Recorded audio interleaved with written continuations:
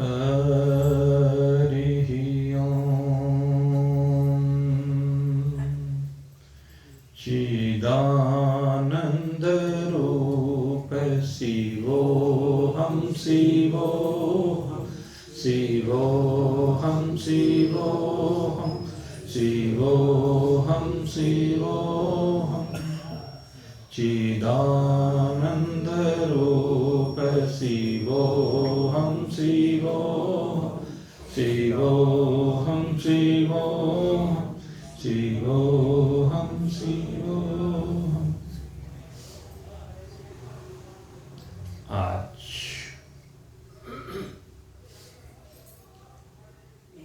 अत्यंत दिव्य है। मार्गशीर्ष मास के प्रथम दिवस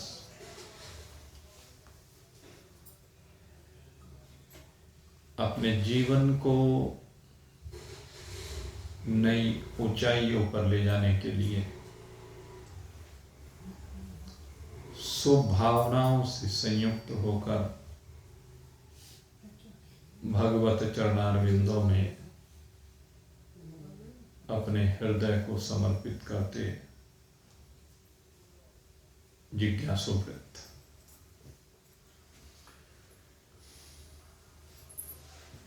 मेरे मित्रों, ये जो मास आज प्रारंभ हो रहा है, ये मास भगवान श्री कृष्ण गीता जी में कहते हैं कि सभी महीनों में सबसे श्रेष्ठ मास है। इसीलिए भगवान ने गीता जी में कहा है कि मासों में मार्गशीर्ष मैं ही हूं। जो 12 महीने हैं उनमें अपने को मार्गशीर्ष कहा।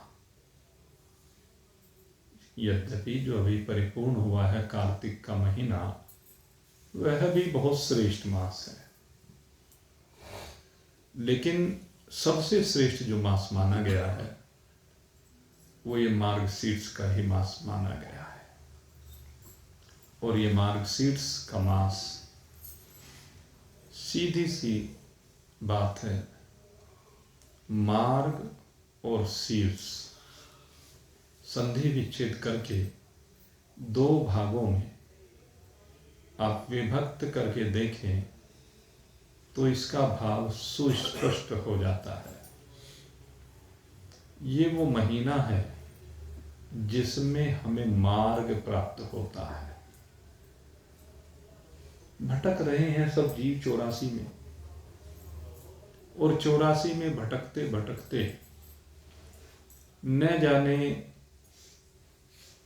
इस जीवन की यात्रा में कितने रास्तों पर आगे बढ़े हैं। लेकिन जितने भी रास्तों पर आगे बढ़े हैं, सभी रास्ते बार बार जन्म और मृत्यु की ओर ले जाते रहे हैं। परिवार के रास्ते पर बढ़े तो परिवार से परिवार को प्राप्त करते चले गए।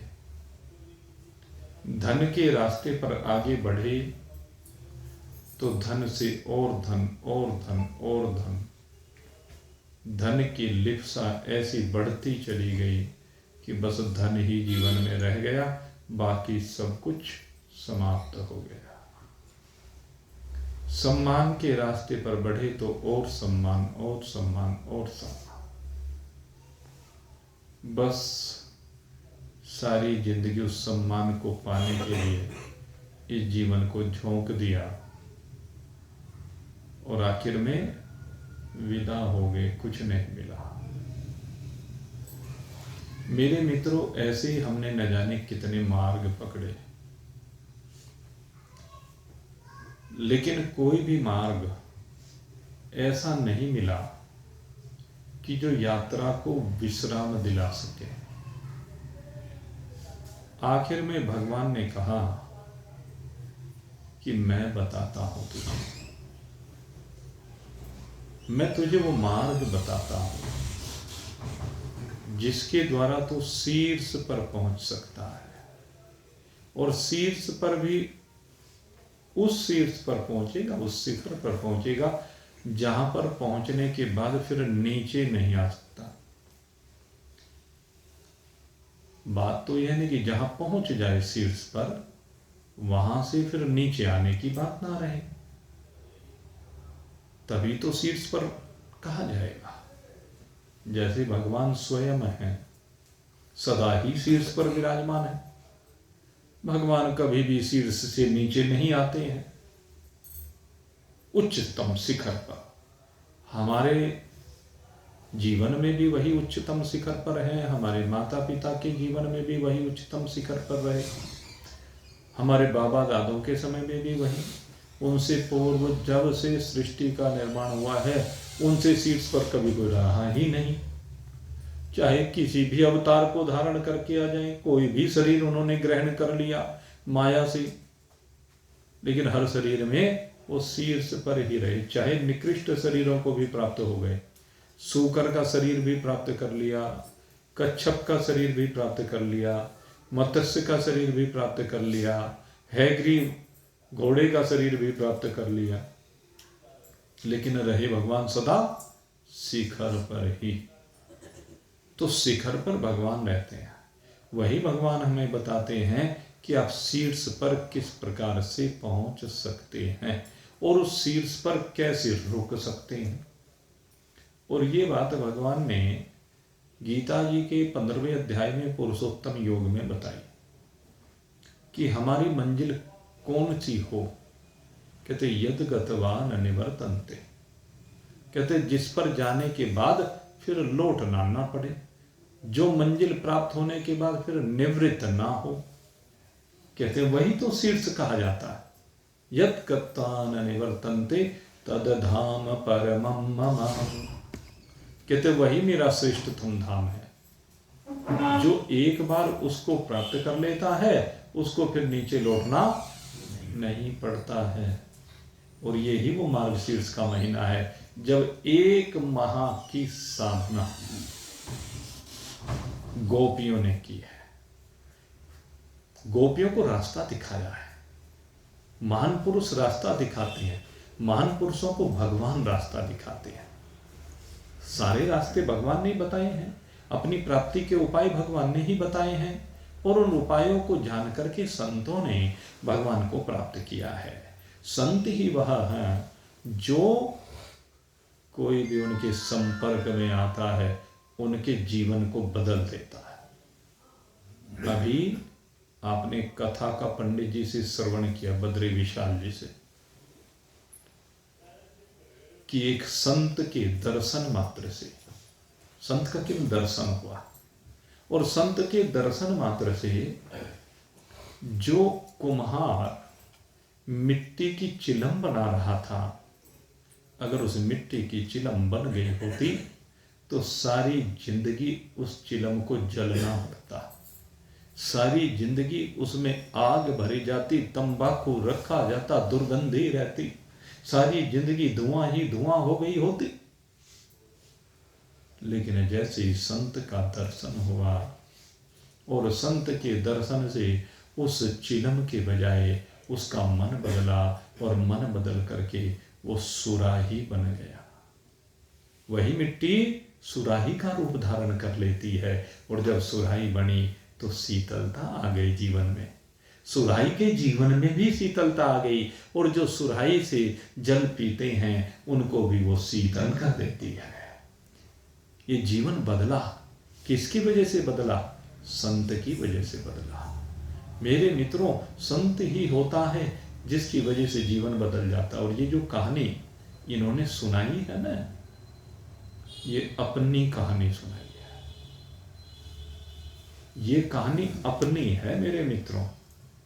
ये कोई दृष्टांत देने का तरीका कुछ भी हो सकता है, लेकिन वास्तविकता यह कि इनकी अपनी कहानी है।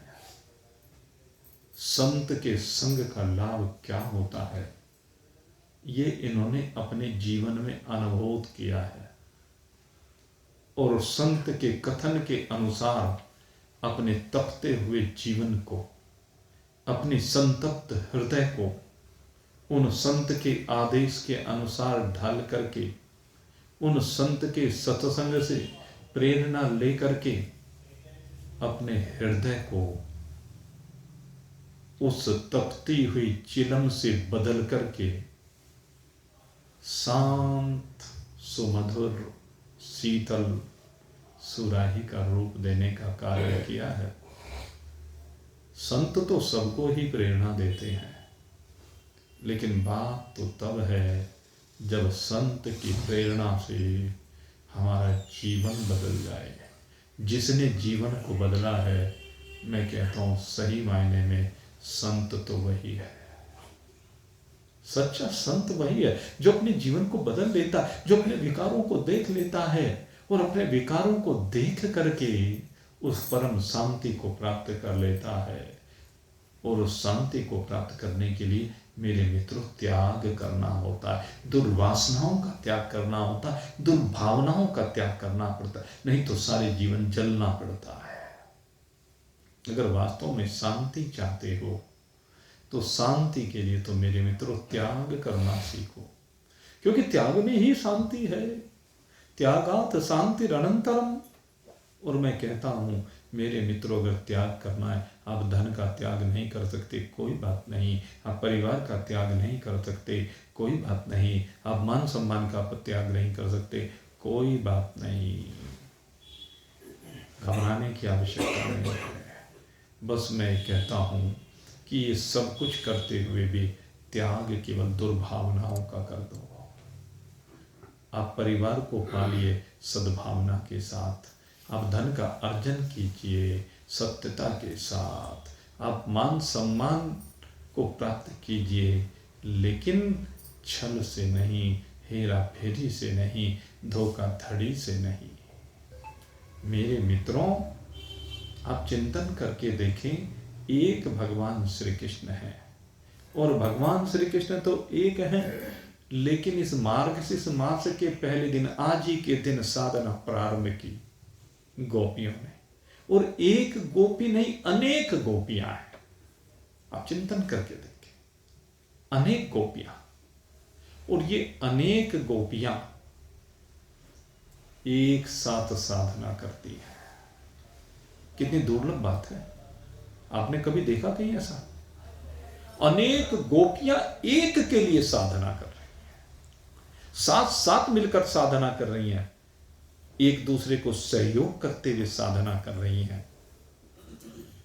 मार्गशीर्ष के मास में प्रातः काल ब्रह्म मुहूर्त में उठती हैं और ब्रह्म मुहूर्त में उठ करके उस मां कात्यायनी की आराधना करती है। और कात्यायनी मां की आराधना करते हुए, कात्यायनी मां कौन है? मां लक्ष्मी का स्वरूप है। ये कात्यायनी माता लक्ष्मी जी ही है। लक्ष्मी जी का दूसरा स्वरूप मां कात्यायनी का कहा जाता है। तो ये माता लक्ष्मी की आराधना कर रही है, किसको पाने के लिए? इन्होंने के पति को। देखो आप, कितनी विचित्र बात है। लक्ष्मी जी की आराधना किस लिए है? उनके पतिदेव को पाने के लिए। और मां देखो, लक्ष्मी जी भी कहती है, स्वयं साक्षात प्रकट हो जाती है, कहने धन्य हो तुम गोपियों। कोई अपने पति को शेयर कर सकता है किसी के साथ? लेकिन लक्ष्मी जी कहती है, आओ, तुम्हारा सबका स्वागत है, मैं तुम सबको आशीर्वाद देती हूं, मैं तुम सबके लिए सद्भावना करती हूं कि मेरे पतिदेव तुम सबको प्राप्त हो। क्या भावना है! क्योंकि ये भावना कैसी है? ये भावना मेरे मित्रों निष्काम है, निश्चल है। ये भावना भगवान के लिए है। लक्ष्मी जी कहते हैं उस भगवान पर सबका अधिकार है, उस भगवान को पाने का सबको हक है। कहते जैसे मैंने पाया है ऐसे तुम भी पाओ, तुम्हारा भी स्वागत है। और इसीलिए गोपियों का स्वागत तो स्वयं भगवान भी करते हैं। रास पंचाध्याय में जब भगवान श्री कृष्ण ने गोपियों को देखा तो सबसे पहले यही कहा, स्वागतम महाभागा। इनको कहा तुम्हारा महान भाग है, बड़ा उच्च भाग्य है। इसलिए मैं तुम्हारा स्वागत करता हूं क्योंकि तुमने मेरी ओर पग बढ़ाए। मेरे मित्रों, अगर पग ही बढ़ाने हैं तो उसी की ओर बढ़ाने हैं। यही है शीर्ष पर जाने का। अगर हमारे पग भगवान की ओर बढ़ जाएं, अरे संसार की ओर पग बढ़ा करके क्या करोगे? संसार में तुम्हें मिलेगा क्या? मेरे मित्रों, संसार में तो रोज विपरीतता मिलेगी। संसार में जब भी जिधर को भी चलोगे विपरीतता सुरसा की तरह मुंह बाए खड़ी हुई है। तुम्हारी अनुकूलता देख करके कोई खुश नहीं है, विपरीतता देखना चाहते हैं। यद्यपि सबके मन में भावना तो एक ही रहती है, दिखाने के लिए कि सर्वे भवन्तु सुखिनः। भावना ये होती है, लेकिन वास्तव में अंदर अगर यदि कोई सुखी हो जाता है, चाहे परिवार वाला सुखी हो जाए, रिश्तेदार सुखी हो जाए, मित्र सुखी हो जाए, अड़ोसी पड़ोसी सुख हो जाए, तो दूसरे जलने लगते हैं। वो इस बात को लेकर के जलते हैं, पता नहीं इसके पास कहां से क्या आ रहा है, पता नहीं इसको कैसे सुख मिल रहा है। अरे मेहनत कर रहा है तो भी कर ले, तो ये भी सुख मिल जाएगा। लेकिन नहीं, हमें तो अपने सुख के बारे में कोई चिंता नहीं है, उसको बरकरार रखने की। हमें तो चिंता इस बात की कि इसका पास सुख क्यों है। ये सबसे बड़ा विकार है। इसलिए मैं कहता हूं मेरे मित्रों, दूसरा तो प्रतिकूलताएं परोसेगा, लेकिन दूसरे की प्रतिकूलता परोसने पर भी अरे तुम्हारे अंदर अनुकूलता बनी रहनी चाहिए। तुम्हारी परिस्थितियां अनुकूल हो या प्रतिकूल हो, लेकिन तुम्हारे अंदर एक समता बनी रहनी चाहिए। तुम्हारे अंदर मेरे मित्रों एक रूपता बनी रहनी चाहिए। बात तो तब है, और जहां तक बात परिस्थितियों की है, तो ये परिस्थितियां तो भाई आएंगी भी और जाएंगी भी, क्योंकि आगमः पाहिनो अनित्यः तास्ति तिष्ठो भारत है। जैसा जैसा जिसका कर्म है उसके अनुसार समय समय पर फल जब सामने आता है, तो उसमें सब प्रकार की परिस्थितियां आती ही हैं। तो इनसे क्या घबराना। वायु का झोंका आता है और चला जाता है। कभी गर्म वायु का झोंका आता है, कभी ठंडी वायु का झोंका आता है, आएगा चला जाएगा। सूर्य नारायण कभी आपको उष्णता परोसेगा और आने वाले समय में वही उष्णता आपको शीतलता प्रदान करेगी। आगे अब जो समय प्रारंभ हो गया है, इसमें सूर्य की धूप आपको शीतलता देती है, उष्णता नहीं देती है। शीतलता और उष्णता ये दोनों स्वभाव है, आना और जाना है, अनित्य है। सूर्य तो वही है, आप तो वही हैं मेरे मित्रों। इसलिए मैं कहता हूं कि अपने आप को बदलिए। अगर अपने आप को वासनाओं से बाहर ले आएंगे, अपने आप को कामनाओं से बाहर ले जाएंगे, अपनी इच्छाओं को मार देंगे, तृष्णा को जीवन से हटा देंगे, तृष्णा का विदा कर देंगे, तो फिर मेरे मित्रों आपको कुछ सोचने की आवश्यकता नहीं है, किसी की ओर देखने की भी आवश्यकता नहीं है। बस देखना है तो केवल एक परमात्मा को देखिए, देखना है तो सब में एक मेरे यार को देखिए। इसके अलावा कोई दूसरी इबादत हो ही नहीं सकती। अगर यदि ये इबादत हमने करनी सीख ली तो मेरे मित्रों जीवन जीवित जीवन हो गया, और नहीं तो रोज मर मर के जीते रहो भाई। कौन सा शरीर ऐसा है जो सा ठीक हो? है कोई सा शरीर ठीक? किसी का भी शरीर ठीक नहीं है। सबके शरीर एक एक करके गड़बड़ होते चले जाते हैं, ऊपर से नीचे तक। एक हमारे मित्र हैं, कहने लगे जी नख से लेकर सिख पर्यंत, कहने लगे शरीर का कोई भी अंग ठीक ठाक नहीं चल रहा। मैंने कहा कोई बात नहीं, शरीर का अंग ठीक नहीं चला, तू तो ठीक है। बात तो अपनी कर, शरीर की बात क्यों करता है? शरीर तू है नहीं, शरीर तेरा है नहीं, शरीर तो काम चला हुआ है, 5 भूतों के चंदे की चौपाल है। तू ठीक रहना चाहिए। हमारे गुरुदेव यही बात कहा करते थे कि जो ठीक अपने को मानता है, शरीर के साथ नहीं जुड़ता है, उसकी रोज दीपावली होती है, और वो दीपावली देव दीपावली हो जाती है। एक मनुष्यों की दीपावली अभी मनाई थी 15 दिन पहले, और एक कल देवताओं की दीपावली। देवता किसी के सुख और दुख से जुड़ते नहीं है, किसी के सुख और दुख से चिपकते नहीं है, इसलिए उनकी दीपावली दिव्य दीपावली होती है। क्योंकि ये दीपावली भगवान के लिए होती है, भगवान की पूजा के लिए होती है, भगवान को नमन करने के लिए होती है। कल ऐसी दीपावली थी। तो मेरे मित्रों, ये मार्गशीर्ष का महीना, इसमें बदलिए अपनी वृत्तियों को। और मैं फिर कहता हूँ, अब नहीं बदलोगे तो कब बदलोगे। और ये महीना तो हम सब सत्संगियों के लिए तो वैसे भी भगवान ने इस बार इतना श्रेष्ठ सौंपा है। भगवान आप सबसे इतना श्रेष्ठ कार्य ले रहे हैं। ये क्रिया और ज्ञान की बात हो रही थी। भगवान की जो मुख्य रूप से 5 शक्तियाँ कही जाती हैं, उनमें क्रिया शक्ति होती है, द्रव्य शक्ति होती है, ज्ञान शक्ति होती है, तेज शक्ति होती है और प्राण शक्ति होती है। तो इसमें क्रिया और ज्ञान शक्ति ये बड़ी महत्वपूर्ण है। तो इस महीने में हमारी क्रियाएं कैसी हों, उस परमात्मा ज्ञान से संयुक्त हों। क्योंकि इस महीने में हम किसका आह्वान कर रहे हैं? हम भगवान सदाशिव के उन 12 ज्योतिर्लिंगों का आह्वान कर रहे हैं। हम चाहते हैं कि वो ज्योति हमारे अंदर प्रज्वलित हो जाए। वो ज्योति 12 ज्योतिर्लिंगों की हमारे क्षेत्र में प्रकाशित हो जाए।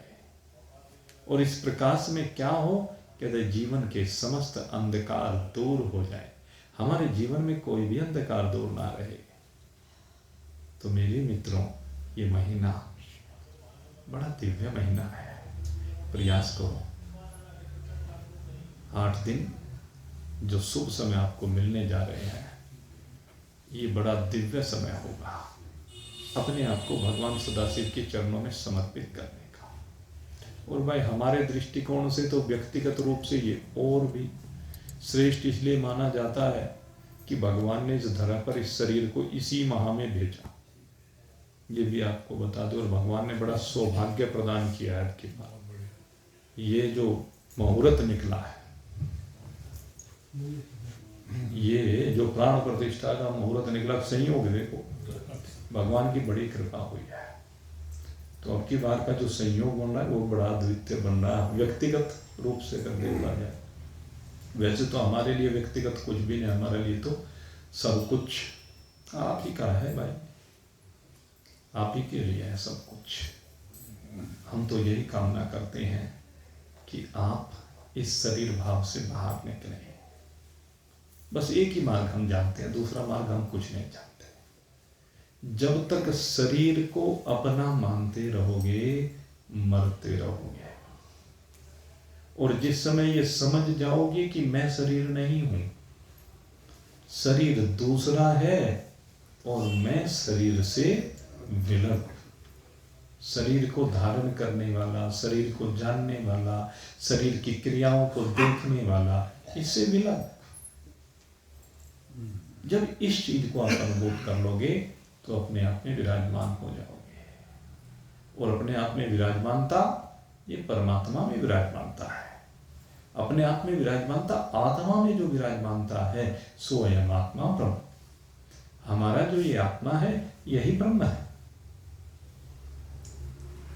एक बार अपने आप को आत्म रूप से अनुभव करो। जरा शरीर के पिंजरे से बाहर निकल कर को देखो। ये पिंजरा 5 भूतों का बना हुआ है। 5 भूत का बना ये पिंजरा। इस 5 भूत के बने हुए पिंजरे से विलग होकर के देखो, पिंजरे से बाहर निकल करके देखो। और जब पिंजरे से बाहर निकल करके देखोगे तभी तुम्हें अपनी चैतन्यता की अनुभूति होगी। नहीं, ये शरीर तो जड़ है। अरे कब से सोए, जाग जाओ मेरे मित्रों। कब से मोह के निद्रा में सो रहे हो मेरे मित्रों, जाग जाओ। कब का सोया सुध नहीं पाई, जगा रहे श्रुति सज्जन आई। कब का सोया सुध नहीं आई,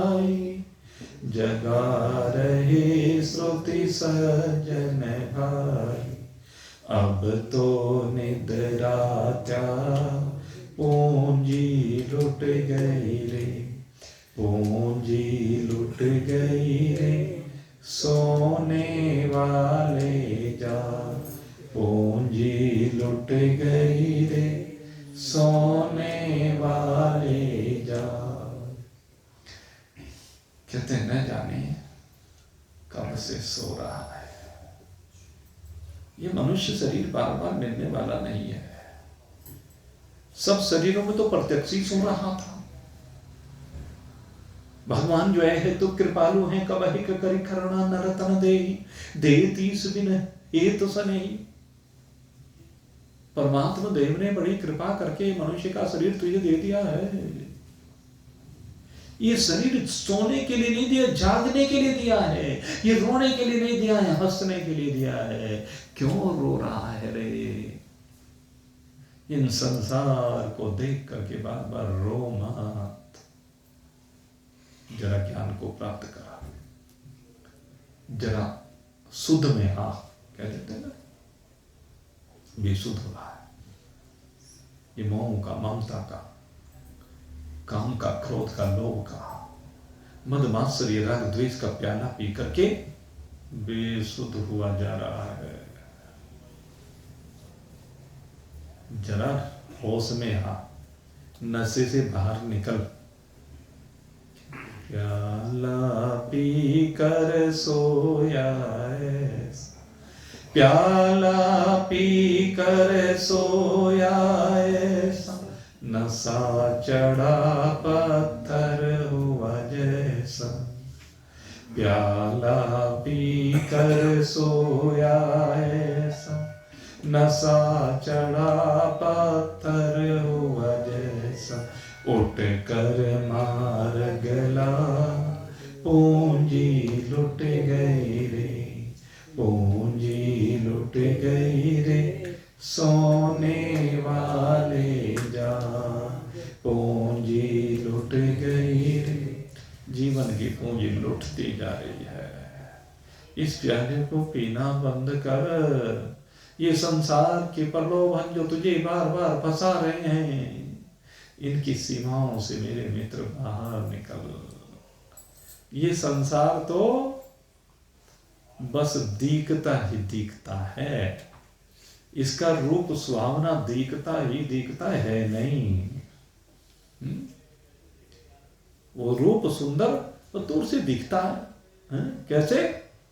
ये संसार फूल संभल का, सुवा देख लुभाया। ये संसार कैसा है? संबल का फूल है, कपास का फूल है। और सुवा तोते ने देखा, बड़ा सुंदर लग रहा है। संबल का फूल जब आप खिले हुए देखेंगे ना, बहुत सुंदर लगता है। ये संसार फूल संभल का, सुवा देख लुभाया। मारी चोंच जो निकली रोई, मारी चोंच जो निकली रोई। सिर धोन धोन पछताया, भजन बीनो बाल रे तूने। हीरा सजन में गवाया रे। ये हीरा सजन क्यों गवा रहा है? सुध में आओ। एक बार क्या हुआ, एक दुकान पर लड्डू बने हुए थे, देखने में बहुत सुंदर लग रहे थे, डेकोरेशन बहुत बढ़िया हो रही थी। और वो जो डेकोरेशन हो रही थी, तो एक व्यक्ति ने देखा और देख करके कहने लगा, लड्डू तो बहुत बढ़िया है। तो हलवाई के पास गए, भाई लड्डू बना रखे? कि हाँ बना रखे हैं। कहला बहुत सुंदर लग रहे। कहला हाँ काहे के हैं? कहला बोर के हैं। मजाक करता है। इतने सुंदर लड्डू, बोर के लड्डू बना करके रखेगा, कौन खरीदेगा? कहने लगे बहुत, देखने से जो इतने सुंदर लग रहे हैं, कहने खाने पर तो पता नहीं कितना स्वादिष्ट लगेंगे। कहने बोल क्या भाव दिए? कहने लगे 1000 रुपया किलो है। कहने लगे कोई बात नहीं, जरा 4 लड्डू तोल करके दे दे। अब 4 लड्डू तोल करके दे दिए और धैर्य रखा नहीं जा रहा है। एक लड्डू उठाया और फटाक से मुंह में दिया, और जैसे मुंह में लड्डू को दिया तो मेरे मित्रों, अब वो बोर के लड्डू थे, देखने में तो सुंदर थे और खाने में अथू थू ही करता नजर आया। तो बोर के लड्डू केवल देखने के लिए होते, खाने के लिए नहीं होते। ऐसे ही मैं कहता हूँ संसार के नजारे देखने के लिए ही हैं। आप जाइए पहाड़ों में, ये बद्री विशाल जी वहीं पहाड़ों में रहते हैं, टीरी गढ़वाल, पौड़ी गढ़वाल, पौड़ी है ना या टीरी, पौड़ी गढ़वाल, ये पौड़ी गढ़वाल के हैं। बर्फ पड़ती है वहाँ को, आप जानते ही हैं गढ़वाल में। और इनसे पूछ के देखो, जो पहाड़ देखने में सुंदर लगते हैं, पहाड़ी का जीवन कैसा है। ये तो वहीं रहते हैं, हम लोग तो घूमने के लिए जाते हैं, पिकनिक मनाने के लिए जाते हैं, लेकिन ये वहीं रहते हैं। कैसा जीवन है उनके लोग, वहां के लोगों का। उनके जीवन को देखो, बड़ा कॉम्प्लिकेटेड जीवन है, बहुत कठिन जीवन जीना वहां पर। और फिर भी वो जी तो रहे हैं, लेकिन रो रो के जीते हैं। हमें लगता है सुंदर है, लेकिन वहां का जीवन, उनसे पूछ के हम जब देखते हैं कि नहीं जी, बड़ा अभाव का जीवन है। देखने में पहाड़ सुंदर लगता है, लेकिन पहाड़ पर आप बैठ नहीं सकते, पहाड़ पर आप लेट नहीं सकते। है क्या पहाड़ पर? पेड़ दुनिया भर के हैं, तो पत्थर भी हैं, कांटे भी हैं, झाड़ियां भी हैं सारे को। अब कौन काटे उनको झाड़ियों को? वहां आप उस पर 2 घड़ी बैठना चाहे तो बैठ नहीं पाते हैं, गंदगी गंदगी दिखाई देती है। इसलिए देखने में तो सुंदर लगता है। ऐसे आप किसी भी क्षेत्र में चले जाइए, जो भी आपको सुंदर लगता है वो देखने में सुंदर लगता है।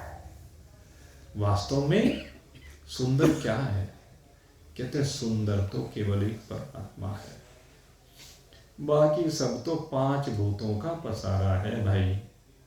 चित जल पावक गगन समीरा, पंच रचित ये अधम शरीरा। पंचभूतों से बना हुआ ये शरीर, ये संसार, पंचभूतात्मकम विश्वम मरीचि जल सन्निभम। 5 भूतों से बना हुआ ये संसार कैसा है? कहते हैं मृग तृष्णा के जल की भांति है। मृग मरीचिका का जल है, जो भासता तो है पर है नहीं। रेगिस्तान में जल होता नहीं है, लेकिन भासता है। आकाश में नीलता होती नहीं है, लेकिन भासती है। खरगोश के सींग होते नहीं है, भासते हैं। रस्सी में सांप होता नहीं है, भासता है। ऐसे ही मेरे मित्रों, संसार सुंदर प्रतीत होता है, परिवार सुंदर प्रतीत होता है, धन सुंदर प्रतीत होता है, मान सम्मान पद प्रतिष्ठा सुंदर प्रतीत होते हैं, लेकिन वास्तव में होते नहीं है। क्योंकि उन्होंने जो सौंदर्य दिखाई दे रहा है वो उधार का है। सुंदर तो केवल एक ही है। कौन है? सत्यम शिवम सुंदरम, सत्यम शिवम सुंदरम, सत्यम शिवम सुंदरम। कौन है सुंदर? कौन है? कहते हैं सुंदर तो केवल एक सत्य है। और सत्य क्या है? ब्रह्म सत्यम जगन मिथ्या, जीवो ब्रह्मेव नापरः। ब्रह्म ही एकमात्र सत्य है, बाकी जो भी कुछ है सब मिथ्या है।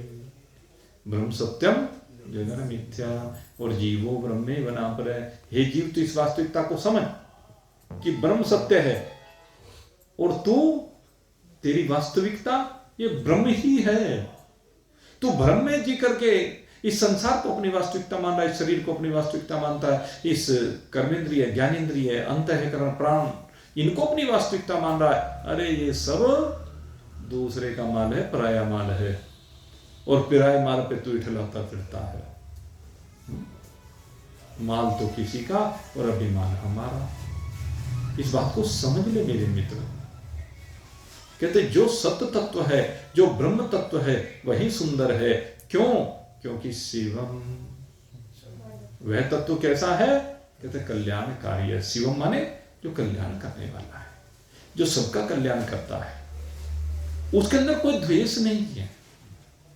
ये भगवान ऐसे हैं कि इनमें किसी के प्रति द्वेष नहीं। संसार में द्वेष के अतिरिक्त कुछ दिखाई नहीं देता, लेकिन परमात्मा में न कहीं राग है, न कहीं द्वेष है, न काम है, न क्रोध है, न लोभ है, न मोह है, न मद है, न मात्सर्य है, न राग है, न द्वेष है, न हिंसा है।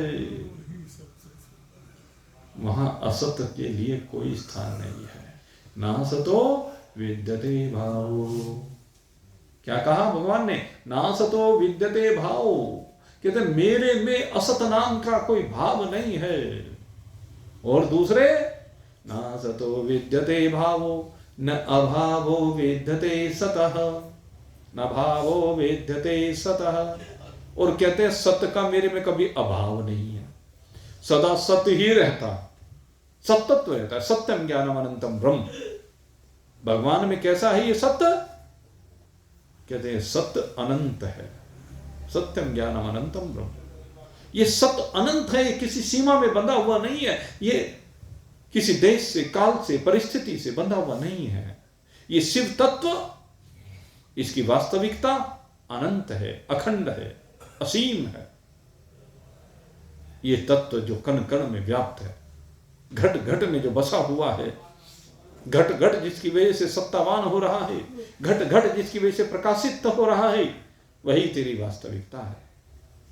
इसलिए मेरे मित्रों मैं कहता हूं, इन गोपियों से प्रेरणा लीजिए, इन गोपियों को अपनी सहायक बनाइए, इन गोपियों के जीवन को देखिए। और अनेक साधकों ने जिन्होंने परमात्मा को प्राप्त किया है, यहीं पर उन्होंने प्राप्त किया, कहीं दूसरे लोक में जाके प्राप्त नहीं किया।